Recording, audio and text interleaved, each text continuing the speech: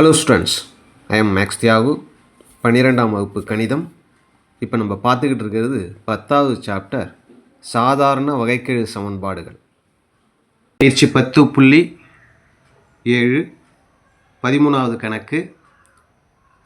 X dy by dx plus y equal to x log எக்ஸ்ன்னு இருக்குது. முதல்ல என்ன செய்கிறோம், ஒரு எக்ஸால் எல்லாத்தையும் வகுத்துருவோம். வகுத்துட்டா மீதி என்ன வரும்னா டிஒய் பை டிஎக்ஸ். ஏன்னா எக்ஸால் வகுக்கும்போது இது கேன்சல் ஆகிடும். இங்கே எக்ஸால் வகுக்கிறப்ப ஒய் பை எக்ஸ், இங்கே எக்ஸால் வகுக்கிறப்ப எக்ஸ் போயிடும், வெறும் லாக் எக்ஸ்ன்னு வந்துடும். இது எந்த வடிவத்தில் இருக்குது? D y by dx plus p y equal to q, இந்த வடிவத்தில் இருக்குது. இப்போ நம்ம என்ன செய்ய போகிறோம், இதில் இருக்கக்கூடிய அந்த பி மதிப்பு க்யூ மதிப்பை எடுத்து எழுத போகிறோம். பியோட வேல்யூ எவ்வளவு? பி அப்படிங்கிறது ஒய்யை தவிர மீதி இருக்கிறது. ஒய்யை தவிர மீதி இருக்கிறது, ஒய்யை விட்டுட்டு மீதி என்ன இருக்குன்னா 1/x இருக்குது. அதுதான் பியோட வேல்யூ. க்யூவோட வேல்யூ, க்யூவோட மதிப்பு என்னன்னா ஈக்குவல்ட்டுக்கு அந்த பக்கம் இருக்கிறது எல்லாமே க்யூ. ஈக்குவல்ட்டுக்கு அந்த பக்கம் என்ன இருக்குது? லாக் எக்ஸ் இருக்குது. இப்போ நம்ம க்யூ பி மதிப்பு கண்டுபிடிச்சிட்டோம். அடுத்தது தொகையீட்டு காரணி கண்டுபிடிக்க போகிறோம். தொகையீட்டு காரணி அது என்னென்ன?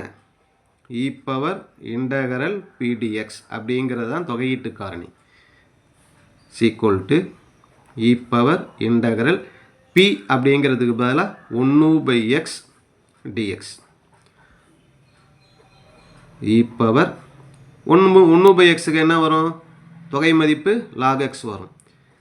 இ லாக் கேன்சல் ஆகி வெறும் எக்ஸ் மட்டும்தான் வரும் தொகையீட்டு காரணி அப்படிங்கிறது.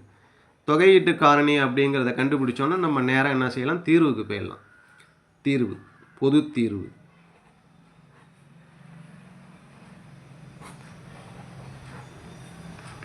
இதுக்கு ஒரு ஃபார்முலா இருக்குது. என்ன? Y into e power integral p dx equal to integral q e power integral p dx into dx அப்படிங்கிறது தான் தீர்வுக்கான ஃபார்முலா. இதில் அந்த மதிப்பெல்லாம் எடுத்து அப்படியே பிரதியிட்டோம்னா answer. Y e power integral பிடிஎக்ஸுக்கு பதிலாக என்ன வந்தது? தொகையீட்டு காரணி எக்ஸ் ஈக்குவல் டு இன்டகரல். இந்த இடத்துல க்யூங்கிறது என்ன?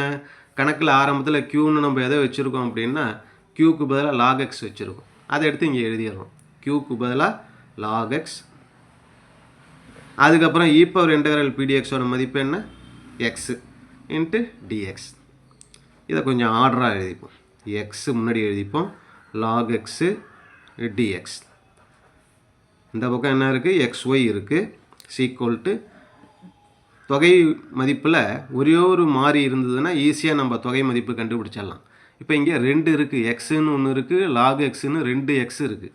அதனால் இப்போ என்ன செய்யணும்னா இதுக்கு ஒரு ஃபார்முலா இருக்குது. அந்த ஃபார்முலா என்ன அப்படின்னா இதில் வந்து லாக் எக்ஸை அப்படியே வச்சுப்போம்.